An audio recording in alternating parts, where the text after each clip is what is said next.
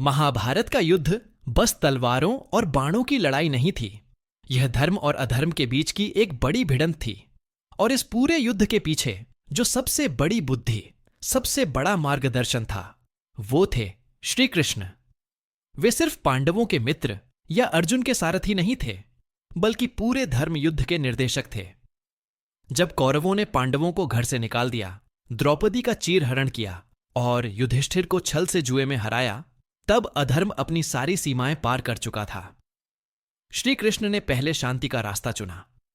वे खुद हस्तिनापुर गए और दुर्योधन से केवल 5 गांव मांगे। लेकिन दुर्योधन ने घमंड में कहा, मैं सुई की नोक जितनी भी जमीन नहीं दूंगा। बस वहीं श्री कृष्ण समझ गए, अब शब्द नहीं, युद्ध ही धर्म की रक्षा कर सकता है। पर उन्होंने खुद कभी हथियार नहीं उठाया। वे अर्जुन के सारथी बने और गीता का अमृत दिया, जिसमें समझाया गया कि कर्म क्या है, धर्म क्या है और आत्मा की सच्चाई क्या है।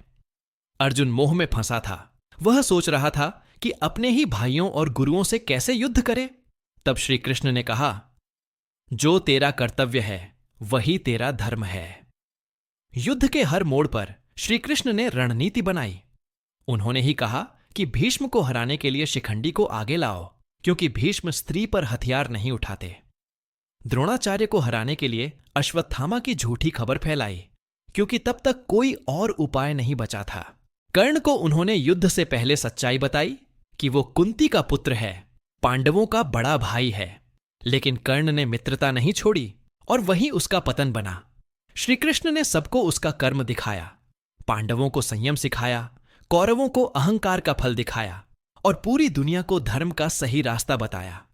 युद्ध खत्म हुआ, लेकिन श्री कृष्ण की योजना वहीं नहीं रुकी। उन्होंने युधिष्ठिर को राजा बनवाया, लेकिन साथ ही यह भी सिखाया कि राजा का धर्म क्या है, सेवा, न्याय और त्याग।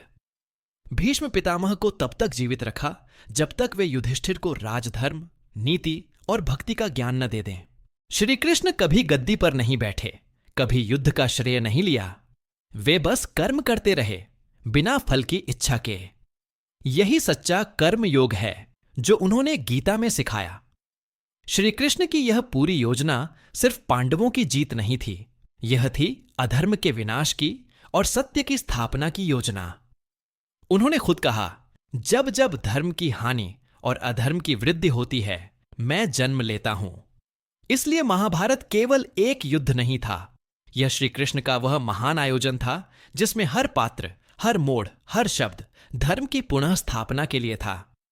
आज भी जब हम गीता पढ़ते हैं या श्री कृष्ण का नाम लेते हैं, तो हमें याद आता है कि सत्य, प्रेम, त्याग और कर्म ही जीवन का असली रास्ता है।